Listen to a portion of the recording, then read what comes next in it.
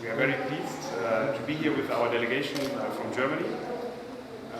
We have made the motto turning pledges into reality the motto of our trip, I think. Last year there was a big conference in Brussels on development for all Somalis. There have been special arrangements agreed upon for Somaliland, and some time has passed since then. From the German side, we have pledged more than 90 million euros for all Somalis, and a proportion of 25% of that for people in Somaliland. We have started our close cooperation with the government here and with the authorities here in the recent month, so in order to identify the priority areas where this money is going to be invested.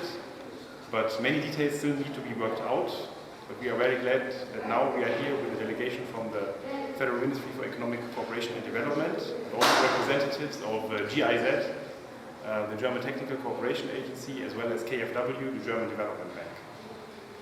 Work has to start right now in order to make development tangible for all the people here in Somaliland. And we have a lot to do during the next 2 days, and we are very keen to start working on that. And we have just been received by the President, which is a great honor to all of us. We are very excited because for all of us it's the first time to be here in Hargeisa.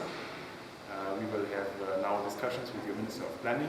We will have the chance to visit some areas where, from your point of view, your government's point of view, development is a priority, which is the water area. And I think work has to start right now.